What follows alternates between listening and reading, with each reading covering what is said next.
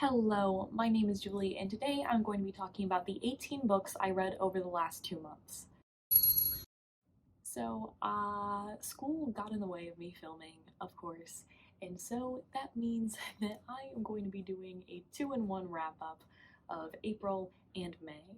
So that means we have twice the books I normally talk about, so I gotta talk twice as fast. If future Julie wants to put up some statistics, here you go. Here are some statistics for you. I read 8 books in April and 10 books in May. I read the second most pages this year in April, and I had the highest star rating average of this year in May. I'm going to make this video easier on myself by going in chronological order, and some of these books I have done vlogs for, so I will be even more brief with those. So let's go. The first book I read in April was the Three of Clubs book club pick for the month, and that was Ace of Spades by Farida Amike. So this is a dark academia YA thriller about 2 students who are the only Black students at their very elite private school. They're both pretty high achieving students but lead very different lives, and at the beginning of their senior year the 2 of them start getting anonymous text threats. They're sent to the entire school, blackmailing them, and they realize the only connection that these 2 kids have together is that they are Black. They have nothing else. There's nothing else that could be blackmailing them about.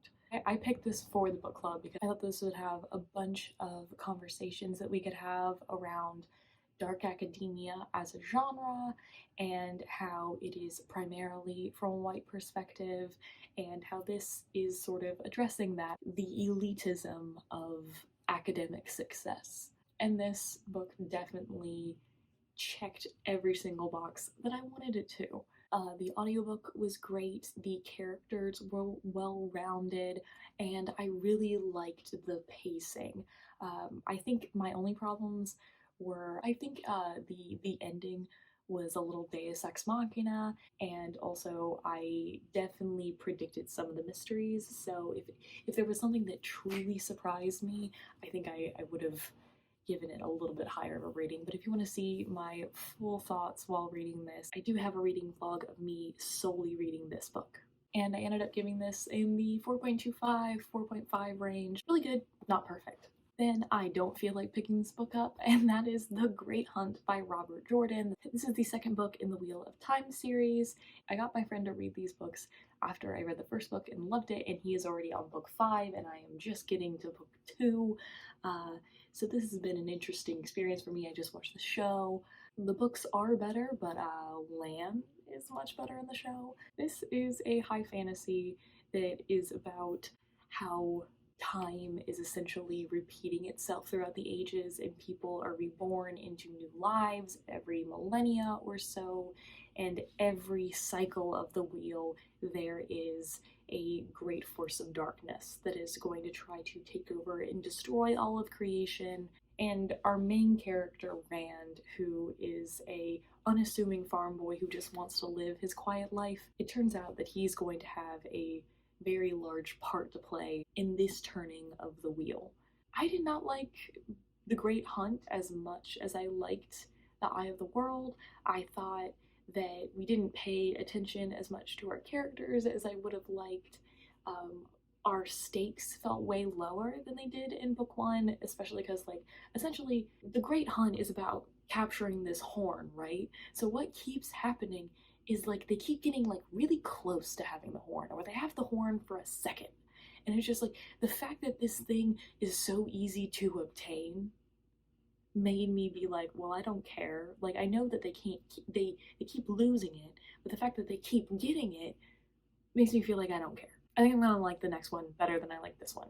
But this was a 3.5, 4-star for me. Then I read In a Garden Burning Gold by Rory Power. This was an arc that was sent to me by NetGalley and the publisher, so thank you so much to them for giving me this in exchange for an honest review.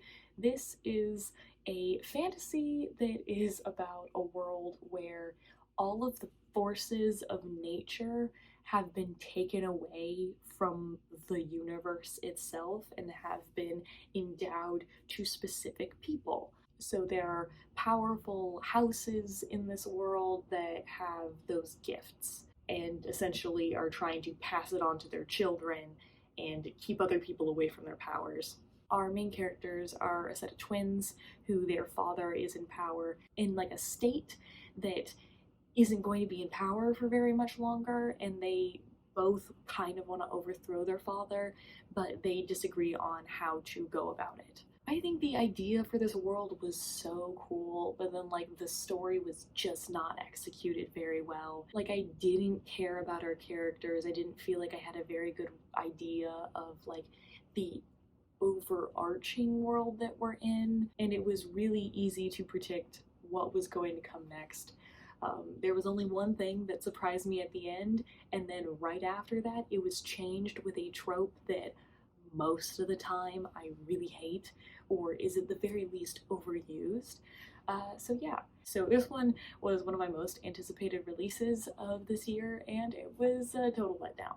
I ended up rating this a 2-star, and I found out recently that I think this author's been bullying people online, so I don't super feel bad about it. Then I read Big Little Lies by Leanne Moriarty for the Buzzwordathon prompt of Big or Little. This is the only book on my DVR that had either of these, so of course I had to read it. This is a domestic thriller. We follow 3 moms of kindergarteners who are all in very different situations. One of them is in an abusive relationship, one of them is struggling with sort of losing her daughter to her ex-husband and his new wife, and one of them is a single mom who is kind of running away from her past and just trying to set up a new life for her and her kid. And the single mom, her son is accused of bullying another child at school, and it just kind of keeps escalating in the PTA world. I did like the discussion of abusive relationships that we had in here. I thought that the emphasis on female friendships in this was good. I just genuinely liked reading about these characters. However, the ending was kinda a little bit too happy-go-lucky for me. This is an ending that was so wrapped up, it had a bow on it, and I kind of didn't like that. Like there was kind of just immediate peace made. There is difficult subject matter in this book, such as domestic abuse and trying to escape an abusive relationship and rape and etc. I thought that those discussions were done with care. The thing that did bother me about this book is that the premise of the book, the schoolyard bullying mystery type thing, is sort of irrelevant to the story itself. Like, it is about just about everything but that mystery.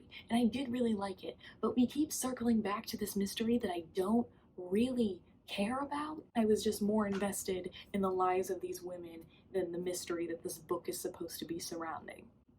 So I ended up giving this a 3.5 star. Next up, we've got Very Bad People by Kit Frick. This is another arc that was sent to me from NetGalley. This is another book that made my most anticipated reads of the year because I read and loved I Killed Zoe Spanos, and this is another dark academia book. Our main character, Calliope, has lived in this small town her whole life, and her life has kind of been controlled by the fact that when she was younger, her mother took her and her sisters in the car, and they ended up crashing and going into a river, and their mother ended up dying, but they survived, and there has been a lot of speculation about what happened that day, and possibly some people have even said that the mother might have been trying to kill herself.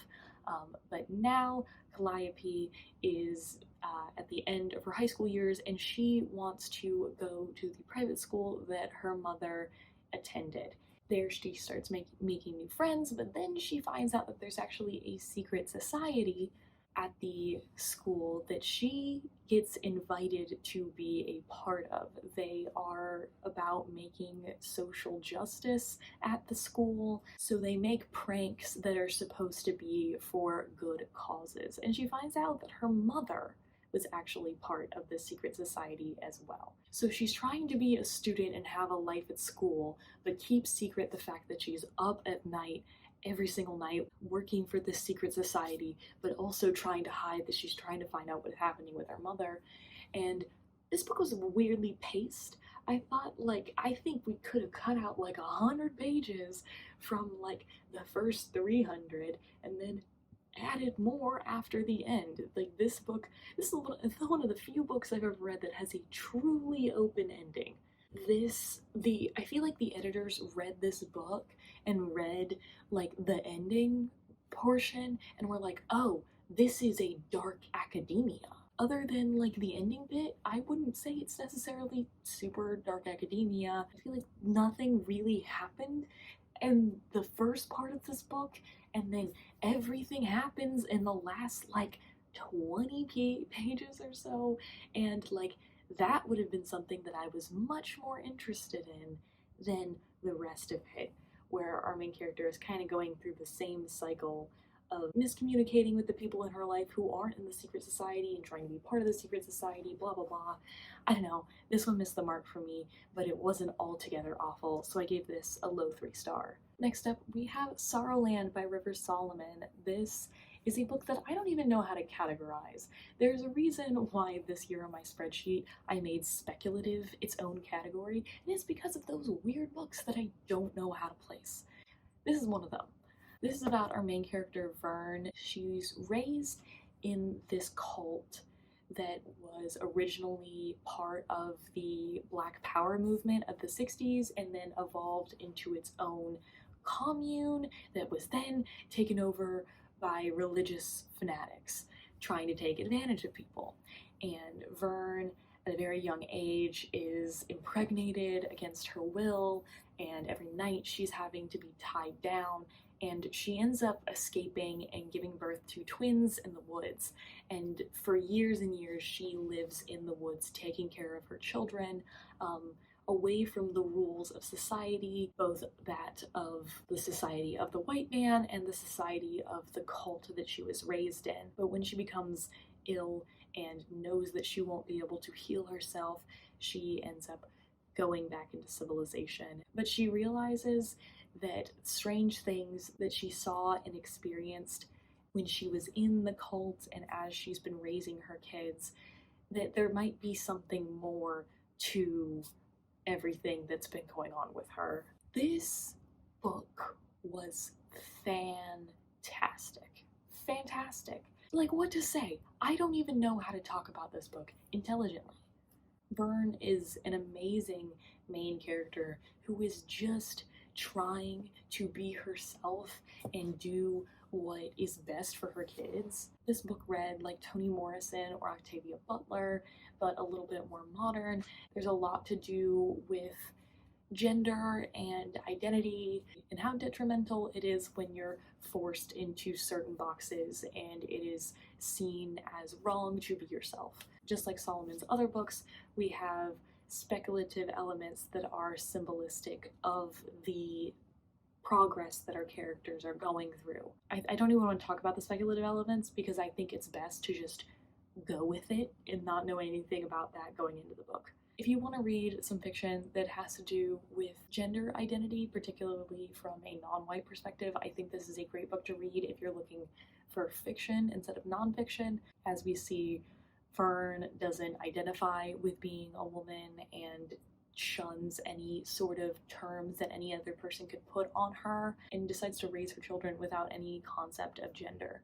Every single element of this book really made me want to keep turning the pages. We sort of bounce around in Vern's timeline. We see stuff in her past the further we go, and it just really kept my attention. And I will be thinking about these characters and just this world and the ideas that Rivers Solomon wrote here for a very long time. So this was a 5-star and my favorite book that I read in April. Then we've got Una Out of Order by Margarita Montemor. This is a literary fiction that is also a time travel story. The main character Una is an 18-year-old girl in the 80s who is on the brink of a really big decision in her life, and the moment she turns 19, she suddenly finds herself in her own 50-year-old body in the future. And she finds out from her future self that she has some sort of condition where every year of her life, she lives out of order. So every New Year's, she wakes up at a different age. And it's just Una trying to figure out how she could possibly live her life with this strange condition, because who is going to believe her? Really love the familial relationships in this, and I think we got the perfect amount of Una's life. Like, we didn't need to see anything more than this because, you know, it's always going to be difficult for her and there isn't getting around this situation. So it is just learning to roll with the punches, sort of. And I thought this was fun literary fiction that gave me like just the right amount of speculative and just the right amount of themes and like lessons to take away about your own life. I just really loved Una's family and reading about all the different times and seeing what Una does with her life. It was just a fun time. I ended up giving this around the 4-star. And my last book of April was Local Woman Missing by Mary Kubica. This is a thriller that I listened to on audio, and this is about a neighborhood that was really impacted when two women, one of them with their child, were kidnapped, and the women were found dead, but the little girl was never found. And now, 10 years later, the little girl shows up. So we have a timeline of events happening up until the kidnappings, events around the kidnappings from a neighbor's perspective, and then perspectives from after the girl comes back. This is definitely a domestic thriller that I just wish it went farther. The things that I liked about this book weren't the things that were advertised about the book. Like, I don't know, one of the main characters is a doula, and it's like her life and the things going on with her. Like, that was pretty cool. And also the beginning of the book is the girl in captivity and her escaping, which was so enrapturing. But like, we never come back to that because she gets out. We never see from her perspective again. And it was just kind of the twists just like didn't speak to me, and nothing about this grabbed my attention after that. And honestly, the ending was really unlikely to me. Like, that just could not possibly have happened. So I definitely, after doing this review right now, I will never think about this book again. Next up, we're into May, and the first book I read in May was honestly the reason why I didn't finish a book until the middle of the month, and that's House of Sky and Breath by Sarah J. Maas. This is a chonker. This is the sequel to Crescent City. This is about an urban fantasy world where our main character, Bryce, has a terrible thing happen to her, and then years later, she has to be part of an investigation to figure out what really happened, because the person who was blamed for all of the things that went wrong couldn't possibly have done it. And she gets paired up with this fallen angel called Hunt Athalar, and it's Sarah J. Maas, so you know where we're going with this. Hunt's hot. So this second book has to do with the main characters of the first book sort of getting involved in this human rebellion. So the idea of this world is we have the humans, and they have been subjugated by the magical folk, and then there are the Celestials who came in later, and they have sort of taken control of everything. And so the humans are at the bottom of the pile, and our heroes get kind of wrapped up in that, and they're trying to help them as best as they can without also turning that cause to then be harmful. The eye of the world is to the Great Hunt as Crescent City 1 is to Crescent City 2. I think that this book was too much about our characters being in relationships than about the characters themselves or the plot. I usually laud Sarah J. Maas for balancing the romance in the plot, which is what I think she did brilliantly in Crescent City 1, but this one was a little bit of a misstep in my opinion. The human rebellion stuff was scattered so few and far in between that, like, we're working on one part of it for like most of the book and then just info dump. I'm like, we could have spread this out just a little bit. I think the ending of this book was awesome, and we're gonna get some incredible ramifications from this. However, doesn't top the first one, because like the first book, this book is heavy, I'm putting it down. First book, what we have is so many loose ends tying together beautifully, and then a ton of action and character payoffs.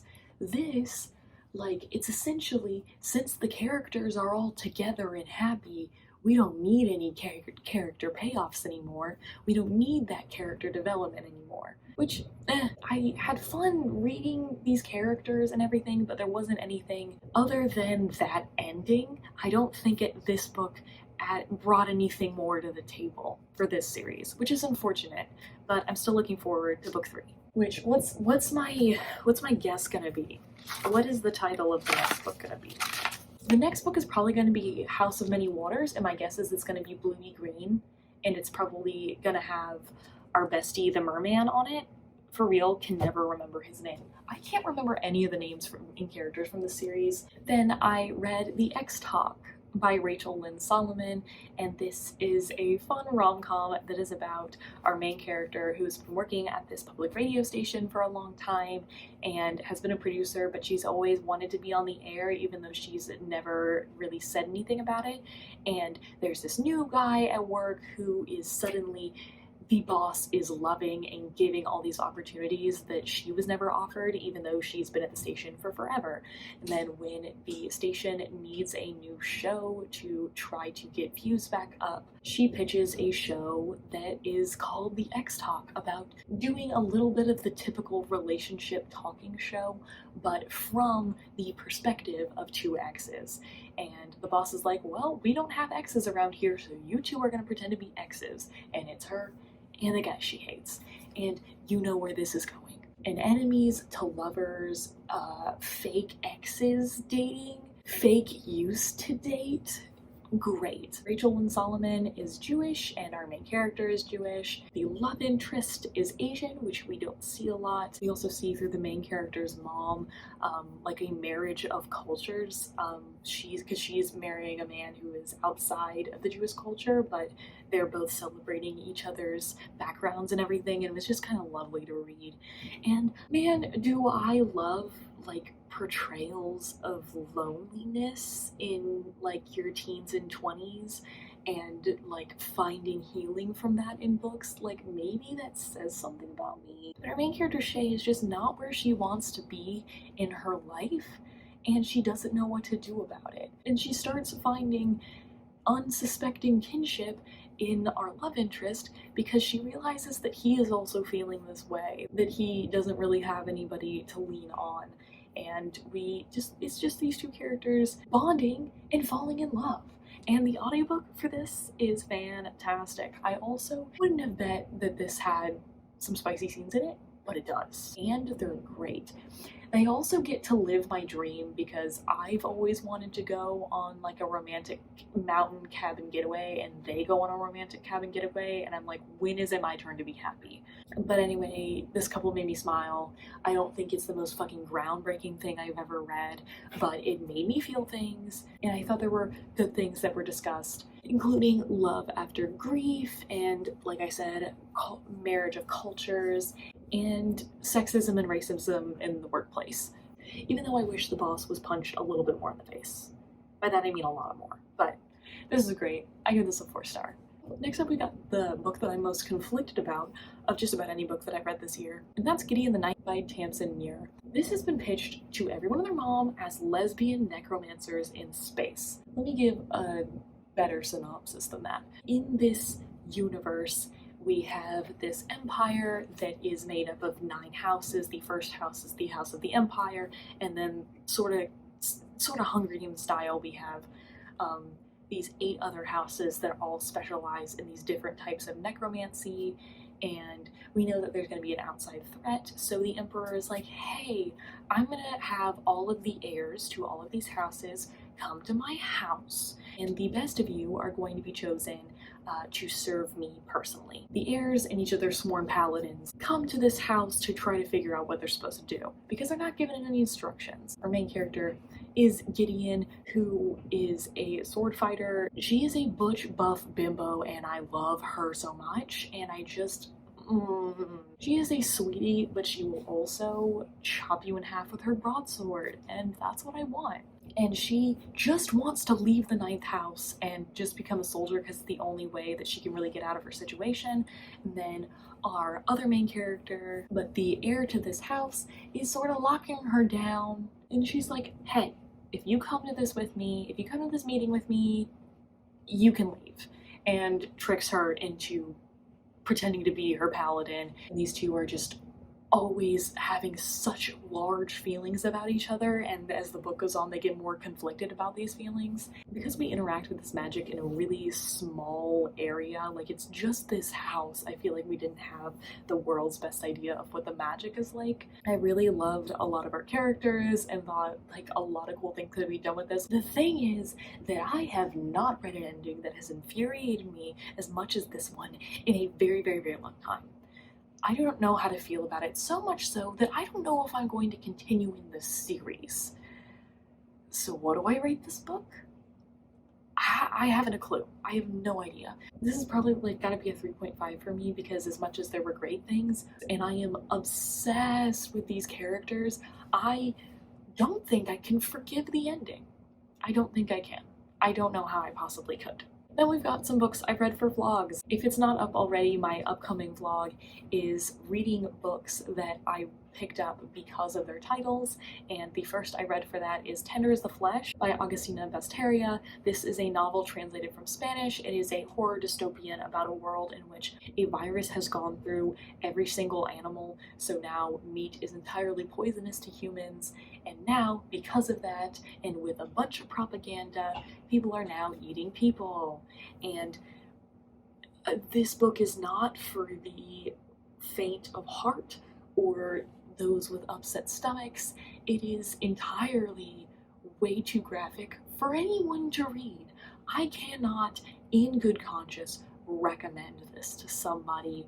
I think if you want to read this, go ahead, because I think it is a great book. It could be up there with 1984 with like really influential dystopians, but like, why did I have to read those descriptions with my own eyes? Like it genuinely took a toll on me to read this book.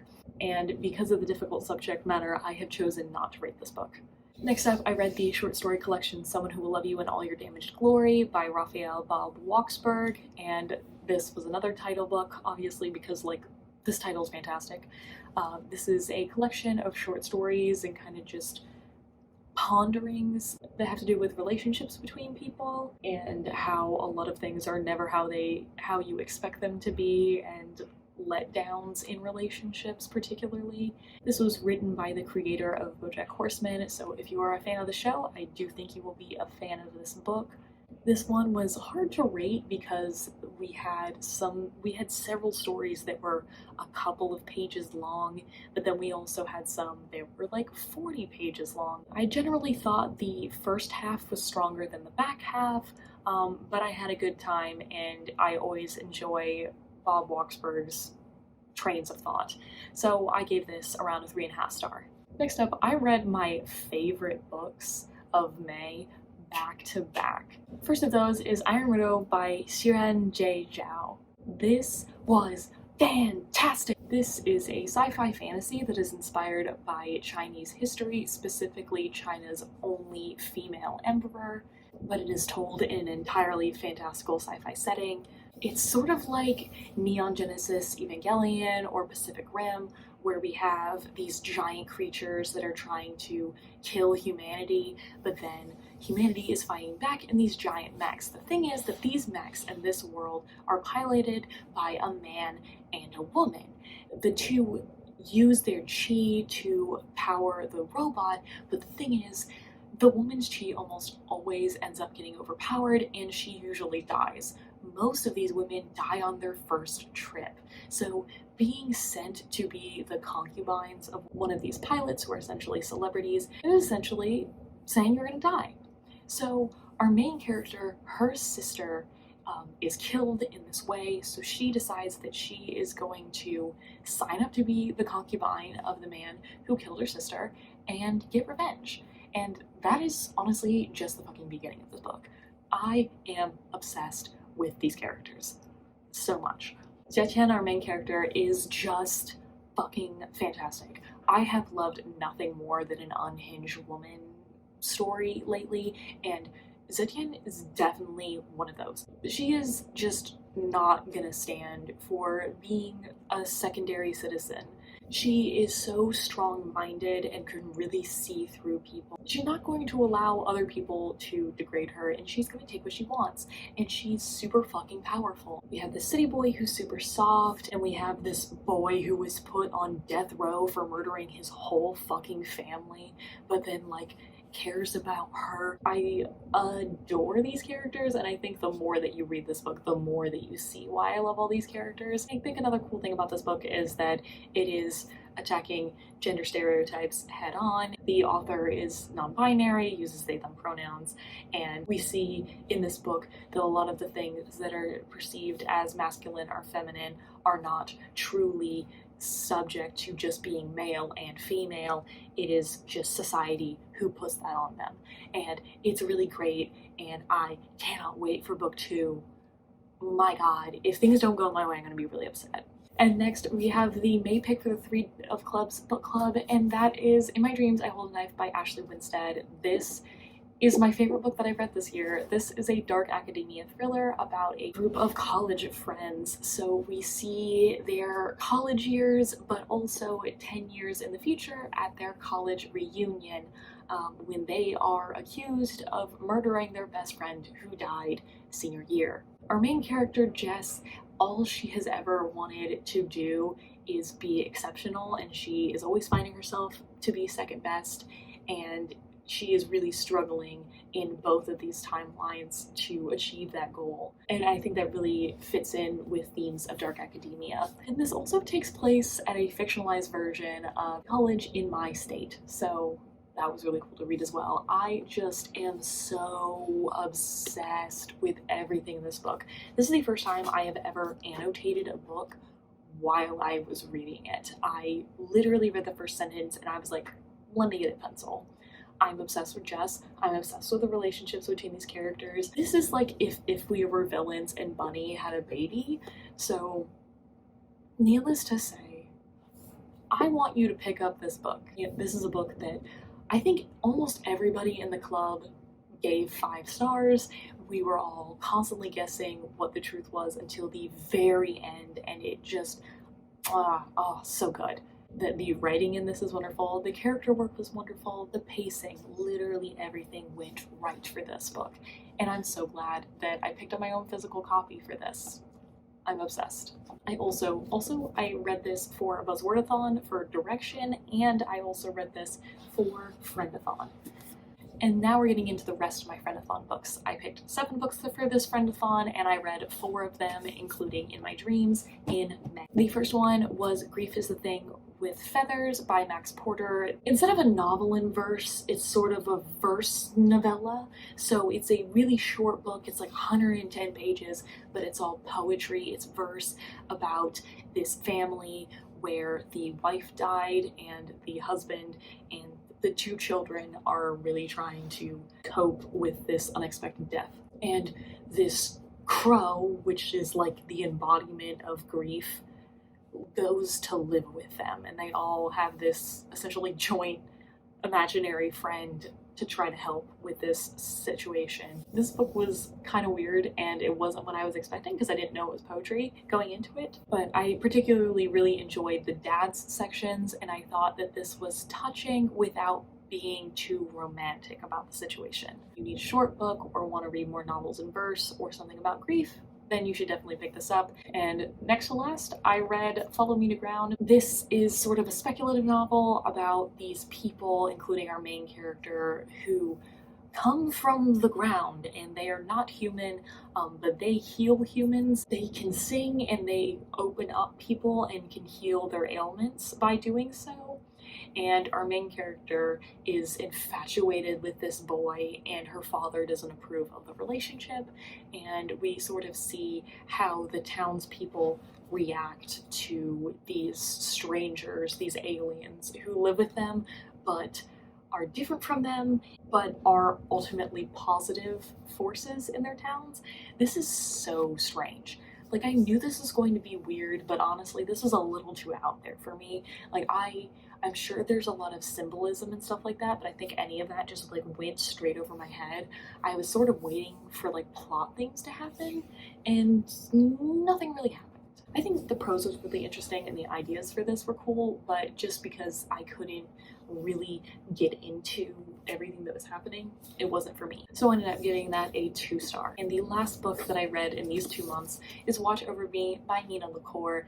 This is a YA speculative magical realism book about our main character Mila, who has just aged out of the foster care system after being raised by her grandparents and then passed on to her mother, who is not in any state to take care of her. And now Mila is being hired on this farm that teaches children who don't have a home. And our main character keeps seeing this ghost that she saw when she was younger and living with her mother and her mother's boyfriend, and she keeps thinking that something is going to go wrong with this seeming paradise that she found. This is just a beautiful coming of age story. I think Nina LaCour really thrives in that lonely period of life right around, 18, when you're supposed to be an adult and everything, and just that feeling of loneliness and not belonging but wanting to so badly, that really shined in this book. I think our setting was really cool. I think our main character was really admirable and doesn't look at herself the same way we as a reader would. And I was just really invested in the people that we meet in this book. And I am going to be giving this a 4-star, but would definitely recommend this to people who like YA coming of age and things that have a little bit of speculative in it. That was me going as fast as I can. Those are all the books that I read. Thank you so much if you got through this, because I'm tired. Julie, who edited this, is tired. Everybody here is tired. Let me know if you've read any of those books. Let me know what you read in April and May. If you'd like to follow me anywhere, my links are in the description, including that for my book club and the other vlogs that I mentioned in this. And as always, I will see you in the next one.